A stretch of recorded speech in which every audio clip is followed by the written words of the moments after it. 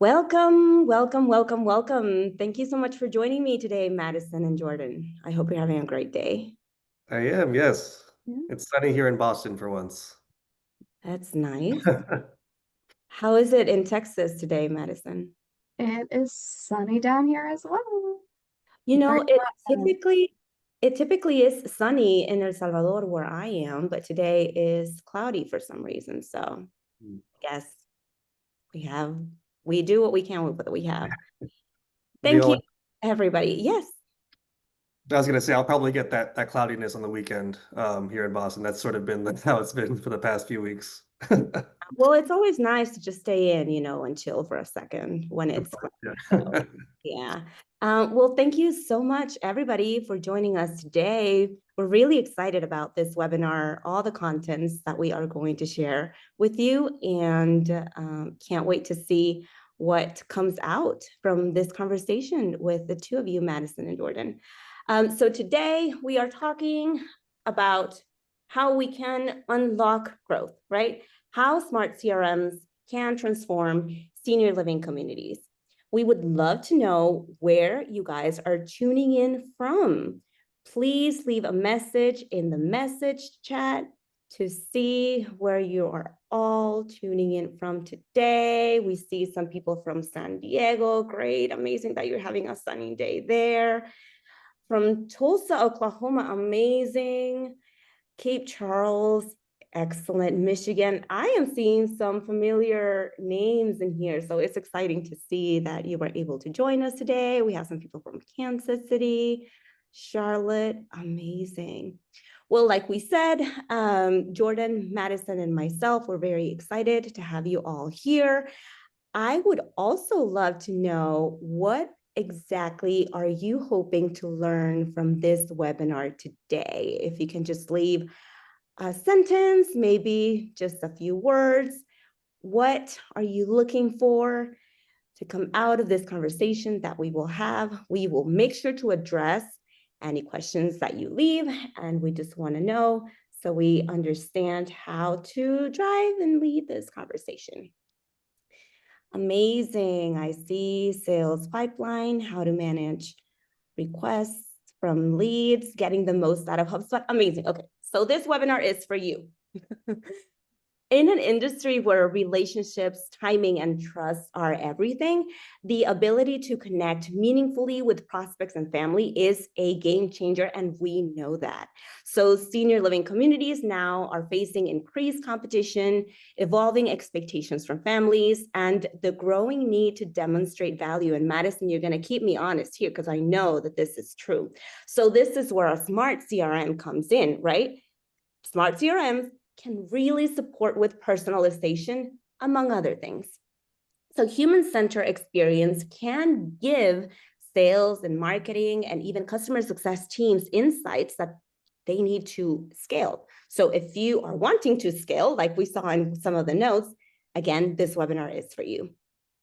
Please let us know the roles that are listening for today's webinar. We want to make sure to address if you are on a sales role, if you are a marketing director, for example, if you are a sales counselor even, or if you are in marketing operations. We will talk about how we can utilize HubSpot for all of these roles. And we will make sure to give you very good insights into the platform. So again, we will walk away with practical strategies and examples of how HubSpot or CRM technology can transform the way senior living organizations engage, nurture, and convert leads into happy customers. Amazing. I see we have some regional sales for memory care, marketing, digital for all levels of care. Excellent. So happy to have you here. I am really excited to also introduce you to our panel of experts speakers today. Madison and Jordan, I'm really excited to talk about all of this with you both. And if you can please take a minute or two to introduce yourself and also share a fun fact about your job or your industry and something you like about the place where you live. Sure, I guess I'll kick us off since I'm first there. Hey everyone, my name is Jordan Acevedo. I'm a principal consultant here at HubSpot on our upmarket success team. I've been here for seven years in September, actually, which is crazy to say. And I work with a lot of our more strategic and complex customers on their go-to-market strategy, service and sales design. And I've had the pleasure of working with a lot of healthcare companies, a lot of inpatient facilities, senior living facilities. So I'm excited to bring that experience and represent HubSpot for y'all. Um, I talked about how I'm kind of like commiserating over the weather in Boston. I'm being a little bit dramatic, although it has been extremely rainy the past like 13 weeks. Wow. But I do love Boston. I'm from here. For anyone that's been, it's a great balance of like a big city that's walkable, pretty clean if you've been here, and a lot of history. So, um, yeah, love Boston, and that's where I'm living right now. But yeah, excited to connect with all of you. Thank you so much, Jordan. Hi everyone, I'm Madison Lamford. I am the digital marketing manager for Bethesda Health Group. We are based in St. Louis, Missouri. We've got 15 senior living communities across independent living, assisted living, and skilled nursing and rehab.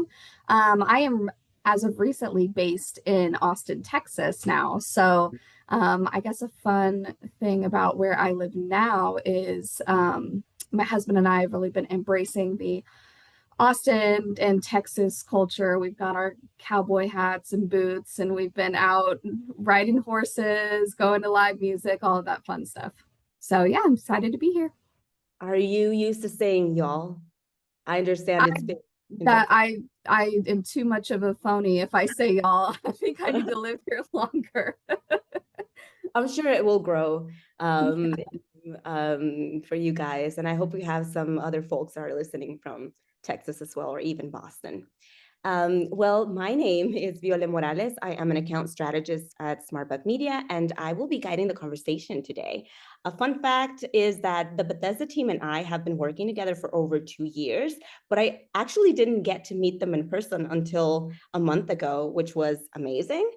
And something about El Salvador, where I'm from, this is the smallest country in Central America, but it is the home of the best surf in the Pacific coast. If you do not believe me, you can search that up. Go and Google and search Surf City. Everybody wants to visit us because of that. So Jordan, I saw you smiling. I don't know if you surf or not, but if you do, please look it up. And when you come visit me, please reach out to me because I would love to give you a tour of our country. A few housekeeping items. I saw somebody in the chat already asked. Yes, we will send you this deck and this recording via email after, so you will be able to check that out. There will be a few polls on this webinar because we want this to be as conversational as possible. So please, please, please, when you see a poll on your screen, be sure to reply to it or put your answer, because that's going to guide the rest of the conversation that we will have today. And we will also have a Q&A session at the end. So feel free to use the Q&A section in the message box so we can address them at the end of this webinar. Perfect. So what will we cover today? The agenda for today includes a few topics. So we know that today's biggest digital challenges in senior living space are out there, and we want to address them. So we will explore how a CRM like HubSpot can support your teams. And by teams, we mean marketing, sales, operations, and customer success, so you can have a better experience for your residents and your patients. You will hear a little bit from Madison, from a customer story on how Bethesda was able to bring all of this to life, and we will have the live Q&A at the end. So this is time for our first poll. Let's see what you are all thinking. We have our first question here. What is your biggest challenge in the resident acquisition process? We have a few options. We have managing multiple decision makers, which is, I know it's a big one. We have staffing and operations, technology limitations, inconsistent communication, and tracking ROI from marketing. I'd love to hear Madison and Jordan. Which one do you think is going to be the highest one? I have a feeling technology limitations and managing multiple decision makers, although there's an argument for all of them, right? I know. Yeah, I might throw in there the tracking ROI as well. Mhm. Yes, I was also thinking about that one, tracking ROI from marketing. I know this was a huge thing for us, Madison, when we started working together. So we have the results of the poll now. It looks like 50% of our listeners mentioned tracking ROI from marketing. So we were right, Madison. We also have some people who said that staffing and operations was one of the challenges. So Jordan, you were also right on track there. Amazing. So we will cover that in our conversation. In today's challenges for senior living, what are we seeing? First of all, there's this concept that is called the sandwich generation. This means that the families are now more involved than ever, and the expectations from them are higher. The sandwich generation are those caregivers that are looking out for opportunities or solutions for their loved ones, right, who are interested in moving into a senior living community. Then we're also seeing internal staffing challenges, and we also have a tech stack challenge, which is disconnected systems. So it is harder and harder to get a full view of your prospects, and then when they become a resident. When it comes to digital transformation, there are a lot of opportunities that we're seeing nowadays. And we have some stats here that might resonate with you, which are based on what we are seeing in the market. So 14.7 million of Americans will turn 80 in the next 10 years. Also, occupancy is rising, but so is competition. That's why it's so important that we have you here listening in, because we do want to support you and give you some ideas.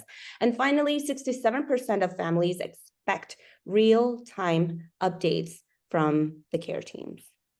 Madison, I have my first question for you here. As you know, and with more families expecting real-time communication, how would you say Bethesda is thinking differently about using technology to stay connected? Yeah, well, we really can't neglect, almost a whole half of this new audience that's coming into play here of adult children and even grandchildren who are involved in um, a grandparent's journey into independent or assisted or even skilled nursing. And so, what I've personally been thinking about a lot is meeting that market where they're at. It used to be a lot of like, um, you know, mail, email, things like that. And now we've got people reaching out to us on social media. We've got them emailing us still, but we've also got them inquiring on the website. They're coming from all different places. And it can be family members, it can be residents who are already in our communities. So trying to meet this audience where they're at as a whole and cater everything to, there's technology level, their preferred method of communication is going to be really important for us. So I would say that's kind of the biggest way I'm thinking about it. And I know we'll go into a little bit more detail about some specific measures that we've been taking. Exactly, yes. And we talked briefly about how disconnected systems equal to disconnected experiences. And Jordan, I would love to know your intake in here. If there's anything that you can also share with us about what you're seeing at HubSpot as of now. Yeah, I mean, this is definitely one of the biggest pain points, right? I think I saw that there are a few sales reps in here, and it goes the same for marketing and digital as well. But I think in my experience talking to healthcare facilities and senior living facilities, you probably would agree that a lot of the systems are very older systems, legacy. There's a lot more comfort in using those older systems, but they're having to hop from between different platforms. It makes it a little bit cumbersome to actually do their jobs. There's also the issue of like compliance and HIPAA. That's been a roadblock for a lot of customers as well as we have disconnected systems because we couldn't bring it into HubSpot because it wasn't compliant. HubSpot is now HIPAA compliant, which I'm very happy to say. It's been a huge crux of a lot of customers or prospects that I've worked with in the past.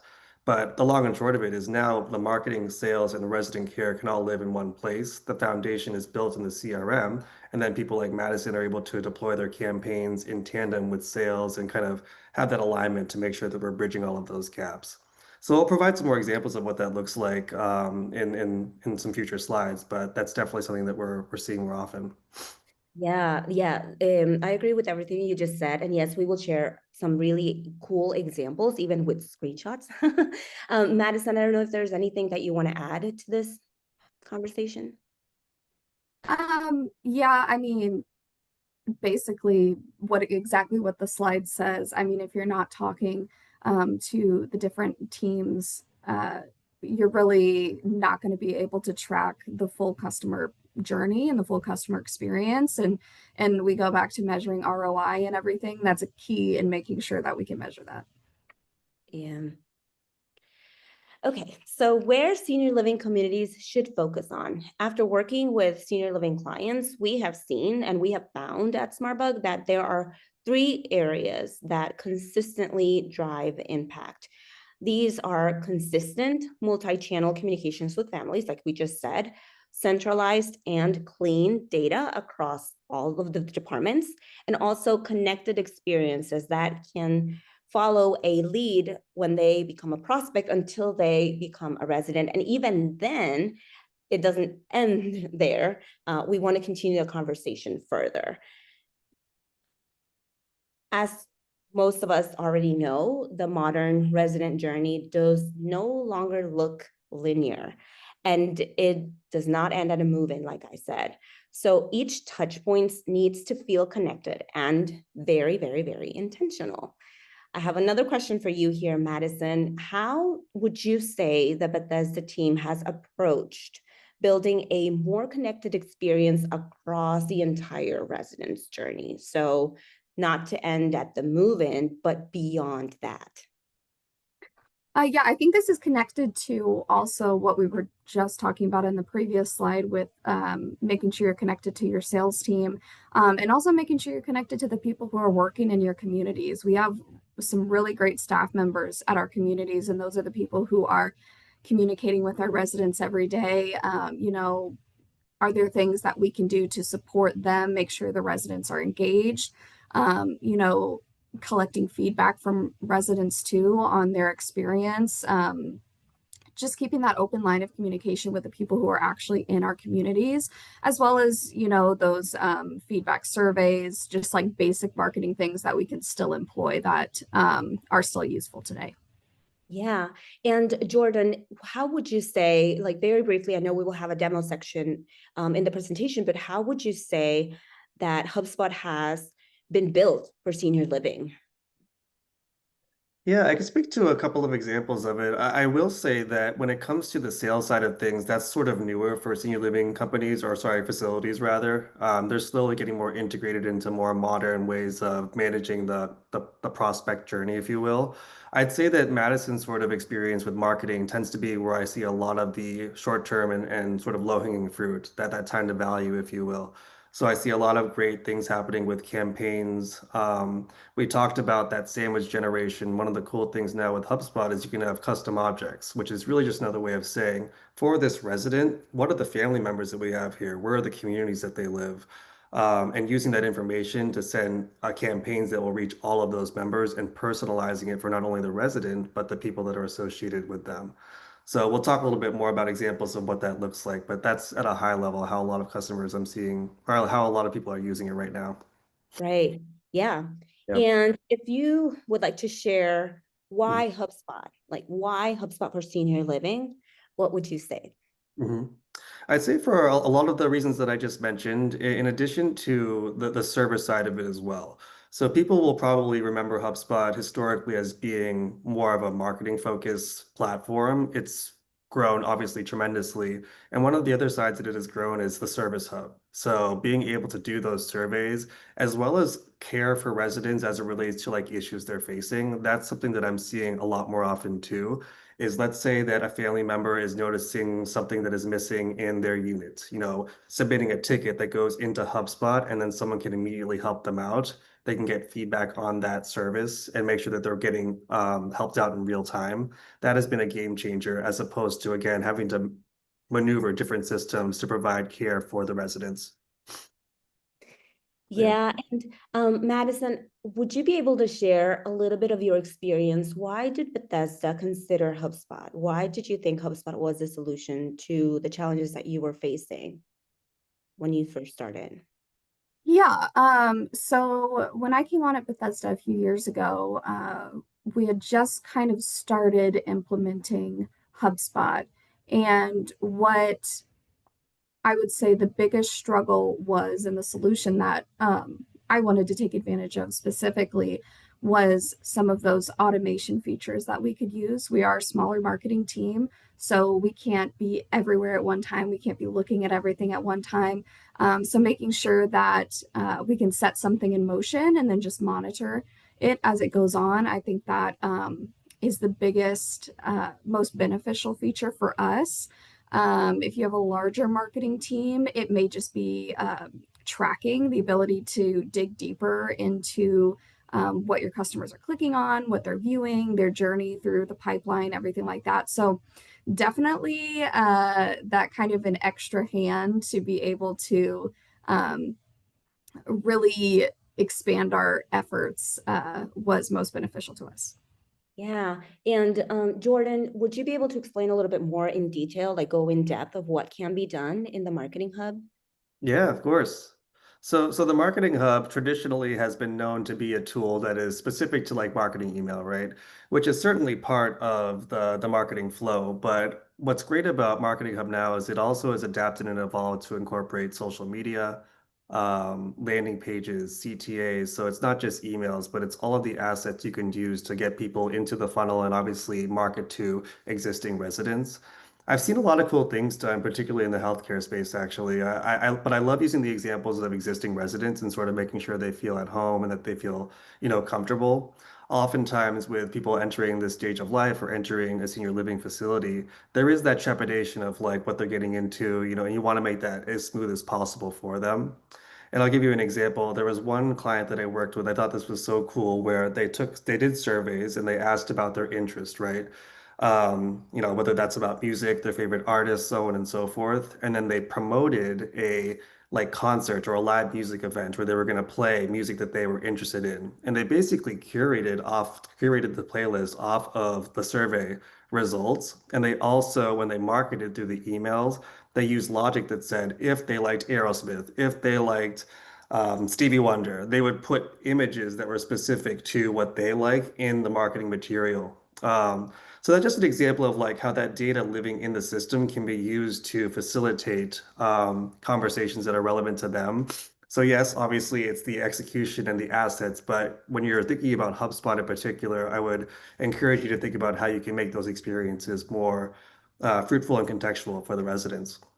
I love it. It's what we were referring to in the beginning, like how personalization can help with all of this. So it doesn't feel like it's an automated email. It feels like it's actually somebody sending the email behind what is being shared. Mhm. What about Sales Hub? What can you tell us about Health Sales Hub? Yeah, and I'm going to share some examples of like the CRM and records and whatnot. But at a high level, Sales Hub is doing exactly what it says. It's facilitating that prospecting journey, if you will. So a lot of customers that I've worked with in the past were using like spreadsheets where they're logging everything in one place or everything in a spreadsheet. Whereas in Sales Hub, you'd have all of your information in one pipeline in HubSpot. You can then hop over to the contact or the resident and you can customize the stages to be whatever your facility's pipeline looks like. So we'll show some examples of that. But again, one of the more important factors here is the ability to create those pipelines around the family members as well. So there could be campaigns that work in tandem with marketing that reach out to those prospects, but then perhaps you're also reaching out to their family members too. So you don't lose sight of that whole generation and everyone that's associated with them. Can we also touch base a little bit on AI and how AI in HubSpot can help us with all this? Because I know that there is this feature in HubSpot that's called Smart Follow-up Tasks. So when a family replies, then this AI feature can categorize the intent for that request. And it can auto create the right task and pipeline stage so nothing slips for the sales team. So, for example, when it comes to intent, we can now know if it's somebody who is requesting a tour or if they are particularly requesting information about pricing. Totally. And you're kind of alluding as well to some of the AI predictive scores as well, right, Viola? Yes, Yeah. exactly. Yeah, all of that is amazing and it's huge and it's great that HubSpot is including all of this now in what is Right. possible inside of the hubs. Cool. And yeah, when it comes to Service Hub, we've talked a little bit about this too. I think, Madison, you mentioned you use feedback surveys and things like that. Service Hub, just to sort of generalize it or give you a concept of what it's currently being used for, is similar to sales in terms of the pipelines. You translate into that like service ticket pipelines, for example. But more often than not, at a high level, it's being used for servicing issues. Like I was saying, if someone's submitting a ticket for a specific unit or a resident, and there's also been some cool AI advancements as it relates to live chat.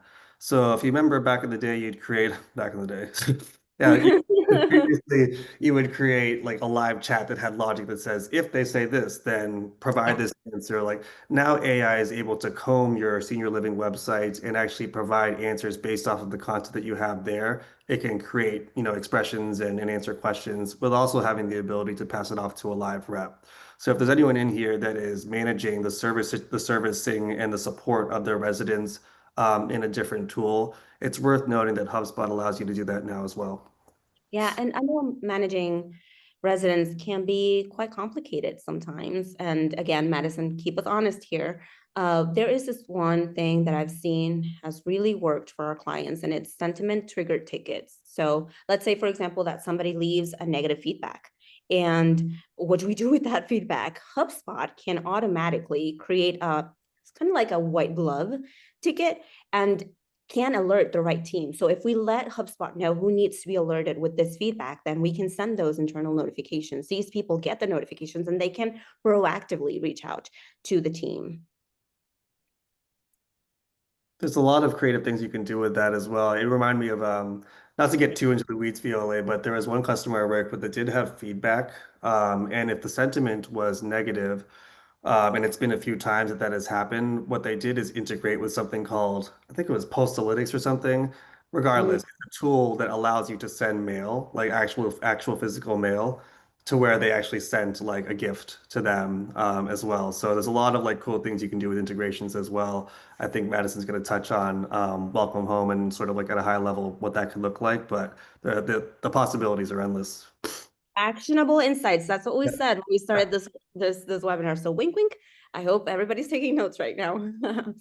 Yeah, exactly. Is there anything else that you would like to add when it comes to Breeze, this feature that HubSpot has? How else can we utilize it for our senior living clients? Yeah, I mean, you probably see this word Breeze in a lot of marketing assets and a lot of marketing collateral over the past year. Breeze, for all intents and purposes, is AI's or HubSpot's AI platform. So it allows us to create content at scale, is probably the best way to look at it when it comes to the marketing side of things. And it also allows you to provide insight as it relates to intent, like Viola was talking about, like having AI insights around how customers are engaging with your content and using that to inform how you follow up with them. I think what based on our conversation today, I would hone in on the generating of the content. So particularly as it relates to that sandwich generation, what you can do now in HubSpot is use what's referred to as content remix, which is really cool. So let's say that we're doing, or our facility is doing a monthly newsletter. You could put that newsletter as the cornerstone of the content remix, and then from there, have it spit out a Facebook ad, have it spit out an email that promotes it, a landing page. So a lot of times when I'm working with marketers, that there's a lot of hesitance or trepidation around being able to create all of that content and reach the different audiences. This sort of takes that middleman out of it and creates the content for you that you can then pass on to other people who can proofread it and edit it. So the long and short of it is content becomes, I hate saying it, a breeze. It's Right. Yeah, and I can see this helping teams like Madison's, which she said that it's a small marketing team. So this really can help you save time and repurpose what has been created before. I do have a question for you though. Like, how do we make sure that for this content that HubSpot's create, I know we have very specific brand guidelines, and Mhm. sometimes the communities speak in different languages. How can we make sure that with this content, HubSpot is actually supporting that or making sure that we do follow those Of guidelines? course. Yeah, and the response to that is twofold, I'd say. I think first off, it's getting the data in there to allow to be able to like pinpoint who personas are and figure out what the branding that is appropriate for those persona.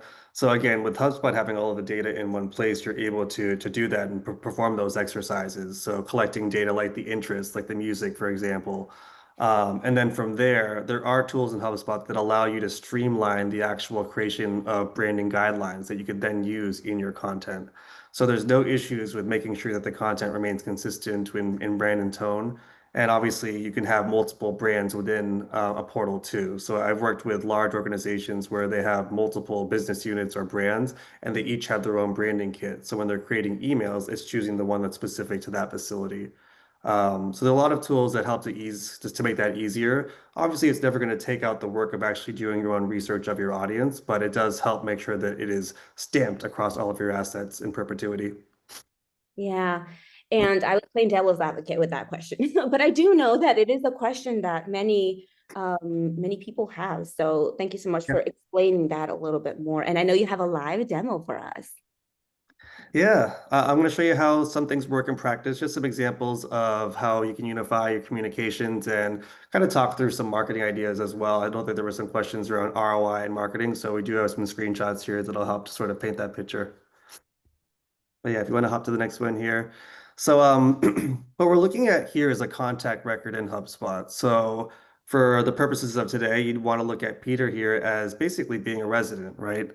Um, this is what I was referring to as having all of the data in one place. So not to belabor you with anything too low level, but on the left, you're going to have everything about the contact. So properties in terms of their care level, their move-in date, so on and so forth. Obviously, as a sales rep, that's crucial information to use for both existing and prospecting residents. So being able to see where they are in their journey. And then in the middle, this gets a little bit more fun and exciting. There's a lot of custom CRM views now, or custom CRM cards rather, that are dynamic. So in the middle here, you have those resident details. It gives you a quick overview of what the next steps are with the prospect. And then also a stage tracker, so you can track where they are, so you don't lose sight of where your leads are in that process. I wanted to highlight a quick example that I've seen other people use this for as well. Like you can start to integrate other tools into the CRM view now or the custom card. So for example, if we were on here and someone had a request for service, like I've seen some other organizations put through, technology that is more above my head, but there is the possibility of putting a CRM card where there's a submit a ticket or submit an issue where you can just click that and then you can automatically service that resident with whatever they need for whatever that issue is. So a lot of integration capabilities there as well. And then one of the other things that I'd make sure we don't lose sight of are the parts on the side, the playbooks, communities, units. That's what we're referring to when we talk about the associated objects, making sure that residents are on there, their family members can be on there. So you really get that 360 view of everything that is happening for the resident, as opposed to going to three other different systems to both log the activity and see who the family members are in the building and the community that they're in. On the next slide here, this is just an example of how you can drill down into those communities. From an account-based selling perspective, I wanted to put this in here because there are some sales reps that I'll work with that are actually selling into multiple communities. So for those sales reps that work at that kind of capacity, you obviously can have those communities living in one place, and then from there you can do more of an account-based selling motion. So that's sort of what's being visualized here. And then Viola, the next one would show an example of how it can drill down into the actual units. So there's a lot of different ways that you can create views that are, specific to whether the unit is reserved, whether it's not. So you can be a lot more meticulous in particular around how you approach the selling and of those units. And what we have here is a campaigns report overview. So I think that this ends up being one of the more powerful parts of HubSpot for marketing people specifically. What we're looking at here is an example of a community open house campaign. So when you go into HubSpot, you're able to create campaigns that are then associated with assets that you create. So for this one, perhaps there's an email that promotes the community open house. Again, a landing page that has the ability to fill out the form, some CTAs, and maybe some sales emails too for following up. Long and short would be all of these assets get associated with the campaign, and then HubSpot is tracking when people interact with the assets before they fill out the form to go to the community open house.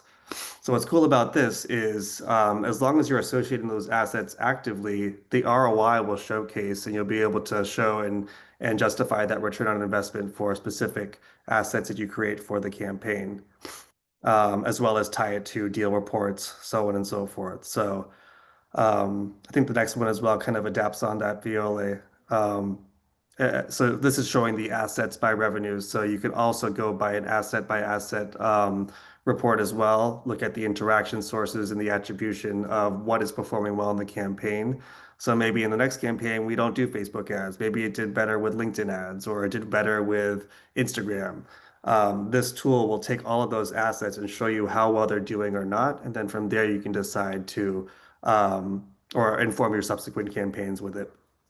And going back to the response from that first poll about how one of the challenges was to see ROI for marketing. This is huge. This is great. This is an amazing way that you can see that. As you say, we can see how much impact each of the assets that are created do affect, or these leads have a touch point on before they convert into customers. So this is a great view of that. And thank you so much for sharing it. I see we have a question about integrations, and I know HubSpot does connect. We do have several of integrations with other systems, and we can touch base on that a little bit more toward the end. But I did wanted to acknowledge that to the person who said that a question, HubSpot does have and offer several integrations. So the information that you see in there is also visible in your other system. We have another poll for you. We said we were going to make this interactive. So for this next poll, we do want to know which area of your resident journey needs the most improvement. And you can use some of the information that we've already shared, or if you just want to provide insight on what you are currently handling and dealing with. So is it lead generation? Is it inquiry to tour conversion? Is it move-in process? Is it post-move-in family communication? Or is it reporting and insights? I have a feeling it's going to be reporting and insights. Not sure. Happy that we touched base on that, Jordan. Let's see what people say. Curious to see what the results are for this poll.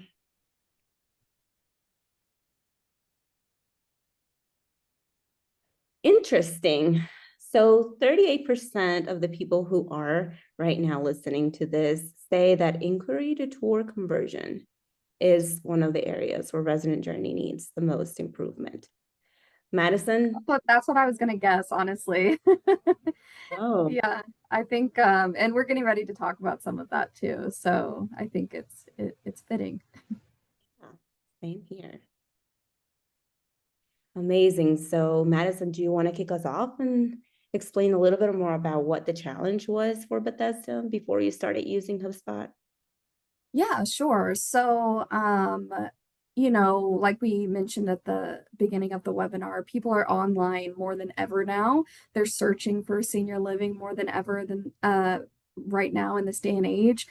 They're looking for it in all different kinds of avenues, like I had mentioned, through social media, search engines, and even just, we've gotten all kinds of questions from all of our different platforms. So people are active online and they're looking for these solutions and resources for themselves or for a family member. So what we really wanted to do was make sure that we had a strong strategy in place to, like I had said, meet these people where they're at, meet these prospects, and give them what they were looking for. They're asking questions. They're based on the things that they're searching. We can tell that they are looking for resources. We can see what is most important to them when it comes to exploring senior living. And we also wanted a way to be able to put them in some kind of lead nurture process so that we could continuously be giving them these resources, offering them our solutions along the way, especially for those people who aren't necessarily ready to talk to a sales counselor, or they may just be kind of looking right now, but that doesn't mean that we don't want to, be in front of them and make sure that they're learning about us, and also just to provide support for their senior living experience and those resources like I talked about. We also just wanted to increase our engagement on our website overall with the emails that we're sending out. And also Viola would probably mention that our sales team was set up in Welcome Home. There's probably a few of you that are utilizing Welcome Home. So we wanted to make sure that we were connecting our marketing and sales activities. Yeah, and something big that you mentioned was what happens to those leads that are not ready to talk to the sales team yet. And I know that the sales process for some care types is longer than the others. So that the lead nurture part was huge, and everybody will see why in just a few more slides. We will touch base on that as well. Thank you, Madison, for sharing that. And so like we said, Bethesda had no proper marketing automation platform in place, and we had little to no demand generation strategy. So what did we do? First of all, we built out the life cycle stages because, again, not everybody was ready to talk to the sales team. Some people just were looking for information or just searching through their options, but they did not really want to talk to a sales team member just yet. So we built these life cycle stages in HubSpot so we would know what kind of information they were willing to receive at the moment, and then nurture them and continue the funnel until they were ready to convert.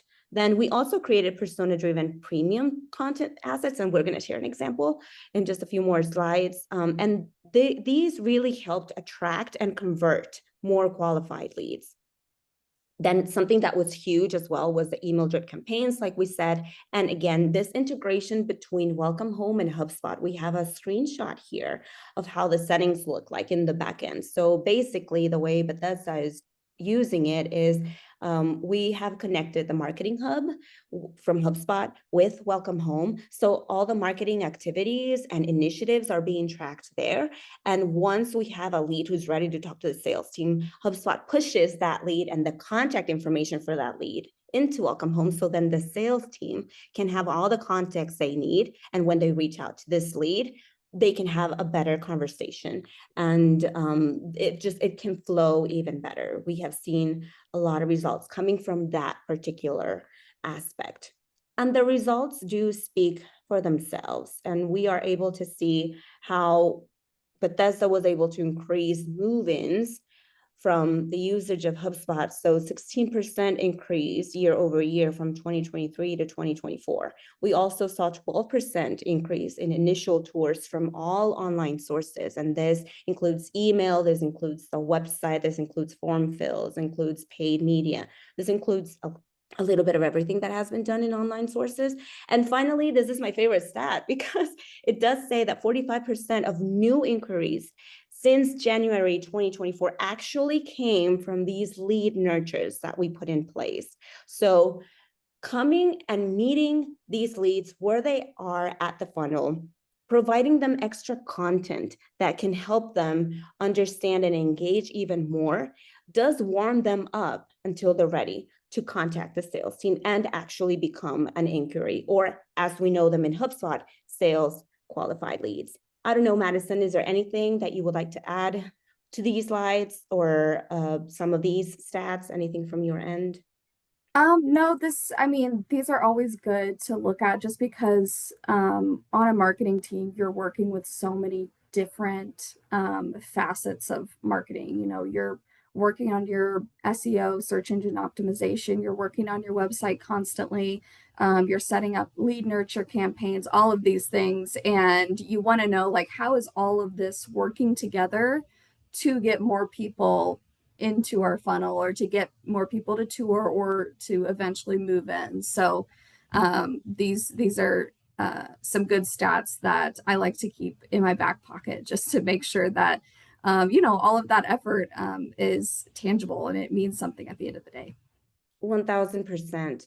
And are there any additional takeaways that we can get from you or your team in all these strategies that we've put in place so far? I would say, we see a lot that people are responding to. I see you have it on here, personalization. So, when it comes to senior living, it's a very emotionally driven topic sometimes too, depending on the level of care that you're looking at. So a lot of these people, they may know nothing about senior living.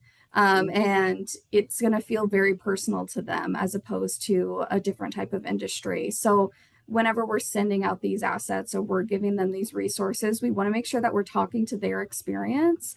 And so they feel like they can see themselves in this information. They can relate to it, you know, whether it's themselves or a parent or a grandparent. And I also think too, really making sure that we were able to track sales activity across, you know, from the marketing end, instead of, especially for us, since we were also using Welcome Home, instead of me logging into Welcome Home and digging through leads and all of that, I'm able to look at HubSpot and see exactly where these prospects are moving to, who got handed off to the sales team, where they are in the pipeline, that kind of thing. So that was a really, really big gain for us. Yeah, and I know we've been focused a lot on customer-facing automations and customer-facing emails and drip campaigns. There was also something additional that we created for the Bethesda team here at SmartBug, which was internal email notifications, internal lead routing workflows. And this is an example of one of them. I know it looks very big and kind of complex sometimes, but it really, what it does is it categorizes the request. So depending on which care type somebody is interested in, we are now able to notify the specific team members at Bethesda so they can follow up. So if somebody is interested in memory care, for example, and there's a particular community that they're interested in for memory care, then we are able to send that instead of having to do this manually, because requests can come and we can have multiple in one day. But if we're able to track all of this in order and in an organized way, then it's better for the team. It saves time for the sales team as well, and it keeps everything more organized also in the CRM. And we said we had an example. We said this was going to be insightful. So we did want to share one of the hottest resources that we have right now on the website. So we do have this cost calculator for senior living. This is huge for demand generation. And we've also been able to see that 60% of the contacts who fill out the cost calculator and get enrolled in that lead nurture after they filled it out actually get to convert into new inquiries. This stat is for 2024 only. But again, this is the hottest piece that we have, and we've seen results coming from it. And we actually saw 3 move-ins in 2024 that were attributed to this asset as the first point of conversion. This is the exact example that we have seen has worked. So add more of these resources in lead nurtures and you get higher percentages for conversions. And finally, smart execution for senior living success. We've seen that CRM lifecycle stages can be tailored to sales readiness. We've talked about it. We talked how contextual marketing, having that context, knowing where people are coming from, can help build marketing campaigns, and then lead nurtures that can be based on engagement do support the strategies that we put in place. And everything, all of this is served to help the sales team save time and also do get to convert those leads faster. We also talked how persona-based nurtures using HubSpot programmable content can help. And by persona-based content, we did mention the sandwich generation. What about those users are looking for senior living opportunities for themselves? We've created those 2 branches, and we are sending information. If you are the caregiver, then you receive a specific set of assets. If you are the person interested in becoming one of the residents, you receive another type of asset. So like you said also, Jordan, we are tracking this info, so then we can send them specific information. And finally, Welcome Home integration for sales transparency was great, has been amazing, has been used for the Bethesda team. With all of that said, I see that we still have a few more minutes before we dive into the Q&A section. If you want to hear more, please do ask for more case studies. We have worked with several senior living organizations, and each with a different structure and each with different needs. So we will send these resources after this webinar, but if you want more, you just need to ask for them and we'll be happy to share them with you. And finally, we would love to hear more from you, what your questions are. I see that there were a few questions that were shared here. Jordan, would you like to tackle the integration question we received from Leanne Siguenza? I'm hoping I'm pronouncing your name correctly. Can you tell us more about the integrations that HubSpot provides? Yeah, and to be honest, I know that I've heard of Yardi, but I'm not sure if there's a custom integration. Leanne, we could follow up with you on that. I know that it probably just doing a quick search, you could use an iPass like Zapier to connect it, but I'm not sure if there's a direct integration just yet with Yardi. That's a good question. We can follow up with that one. Yeah, perfect. I also see another question asking, can you associate offline assets? This is a great question. Can you associate offline assets such as print or direct mailers and their costs with specific campaigns in HubSpot? Yeah, and I noticed, Courtney, you did point out a good response there. She said, I think you could definitely leverage UTM codes to track offline assets. I have seen UTMs work to track those. It admittedly is not the easiest thing to track, right? It's kind of tough with the offline assets. I had alluded to or referenced something called Postalytics. So there are tools that facilitate that process and integrations that allow you to track it more accurately. I'd encourage you to look into integrations that do that. If it's something that you're doing often, it could be worth the investment. Otherwise, you can associate lists with a campaign. So if there's a specific list that we are sending direct mailers to, we could associate that with a campaign to make sure that it's being attributed. And should they convert, it will show that track.